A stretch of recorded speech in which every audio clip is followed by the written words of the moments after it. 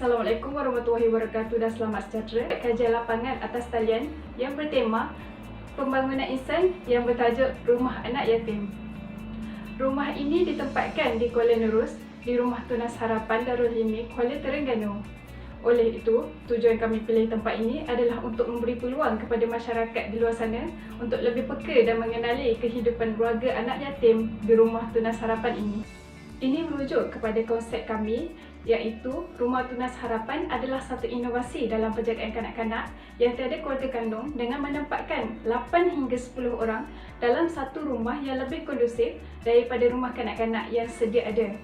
Mereka juga diberi penjagaan dan perlindungan oleh penjaga yang telah dilantik oleh Jabatan Kebajikan Masyarakat sebagai ibu bapa pelihara mereka dengan membesarkan mereka dalam suasana kekeluargaan dan dididik mengikut agama serta budaya masing-masing. Seterusnya saya akan menerangkan tentang objektif penemuan Rumah Tunas Harapan ini. Seperti yang semua tahu, Rumah Tunas Harapan ini adalah merupakan rumah kanak-kanak ataupun anak-anak yang tidak mempunyai ibu bapa atau keluarga kandung mereka.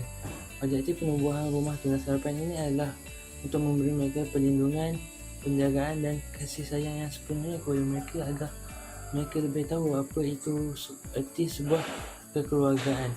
Hal ini juga membolehkan mereka merasai diri mereka lebih dihargai dan merasa diri mereka tidak dipinggirkan. Akhir sekali, objektif penubuhan Rumah Tunas Harapan ini adalah untuk memberi mereka pendidikan yang sepenuhnya. Dengan wujudnya Rumah Tunas Harapan ini, ia boleh menjamin masa depan mereka agar mereka lebih menjadi orang yang lebih bermanfaat dan lebih berguna kepada orang lain untuk masa akan datang. Sejarah awal penubuhan. Rumah Tunas Harapan yang pertama telah dibina pada tahun 1988 di atas sebidang tanah seluas 12 ekar hasil pemberian Kerajaan Negeri Selangor. Kos pembinaan 4 unit buah rumah berharga RM300,000 telah ditaja oleh syarikat Amway Sdn Bhd. Sebanyak 10 orang kanak-kanak telah ditempatkan bersama satu keluarga pelihara di setiap rumah. Manakala pada tahun 1998, tambahan 2 unit buah rumah lagi yang menjadikan jumlah keseluruhan rumah sebanyak 6 unit. Seterusnya ialah perkongsian bijak. Projek Rumah Tunas Harapan tu adalah kejayaan daripada perkongsian bijak di antara Jabatan Kerajaan Masyarakat dengan badan-badan korporat, agensi-agensi kerajaan, Pertubuhan Kebajikan Sukarelawan dan masyarakat setempat. Badan-badan korporat telah membiayai kos pembinaan dan pembelian fasiliti, manakala kerajaan negeri menyediakan tanah dan masyarakat setempat pula menyediakan kemudahan serta sokongan lain. Seterusnya saya akan menerangkan bagaimana sumber kewangan yang diperoleh oleh Rumah Tunas Harapan iaitu melalui kerajaan. Melalui JKM memberi bantuan berupa grant tahunan untuk menampung kos keperluan kanak-kanak dan memberi bayaran allowance kepada pekerja. Selain itu, lembaga pengurus juga menjalankan aktiviti seperti mengutip derma daripada agensi-agensi luar untuk menampung kos keperluan kanak-kanak dan membina tapak pembinaan rumah kepada kanak-kanak yang tersebut. Seterusnya saya akan menerangkan tentang pendapatan kanak-kanak di Rumah Tunas Harapan. Kanak-kanak yang ditempatkan di Rumah Tunas Harapan ini adalah mereka yang keluar daripada rumah anak yatim dan keluarga mereka yang mengalami masalah untuk menjaga, memelihara dan memberikan keselesaan yang sempurna kepada anak-anak mereka.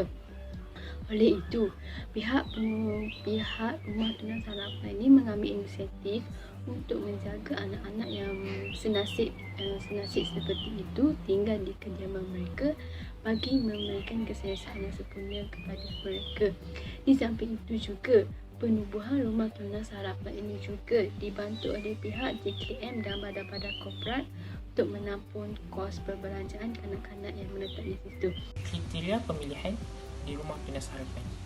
Antara kriteria pemilihan di Rumah Tunas Harapan adalah umur kanak-kanak yang tinggal di sana dalam lingkungan 1 hingga 18 tahun.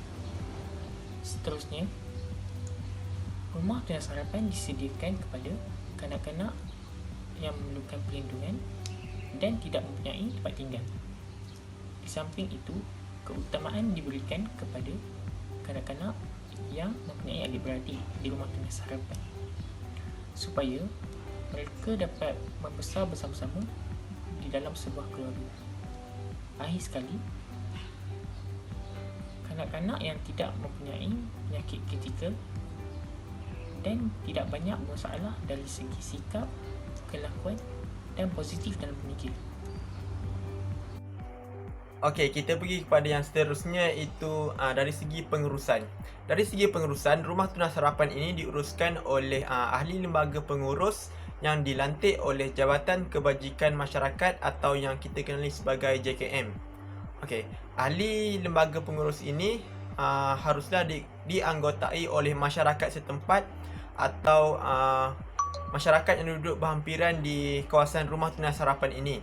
Okey, seterusnya untuk ahli lembaga pengurus ini, mereka mestilah mempunyai minat dan suka terhadap aktiviti kemasyarakatan, contoh iaitu terutamanya dalam kebajikan kanak-kanak. Yang terakhir sekali, untuk tempoh lantikan bagi ahli lembaga pengurus adalah selama 3 tahun sahaja. Dan selepas daripada habis tempoh 3 tahun tersebut, pihak JKM akan melakukan pelantikan yang baru, iaitu berpandukan syarat daripada Rumah Tunas Harapan tersebut. Pemilihan ibu bapa pelihara di Rumah Tunas Harapan. Ibu bapa pelihara ini dipilih melalui temuduga untuk menentukan kesesuaian mereka oleh pengarah kebajikan masyarakat negeri atau pegawai kebajikan masyarakat daerah. Terdapat 5 kriteria pemilihan ibu bapa pelihara. Yang pertama, berumur dalam lingkungan 40 hingga 60 tahun. Yang kedua, berminat dan berpengalaman dalam mengajar kanak-kanak.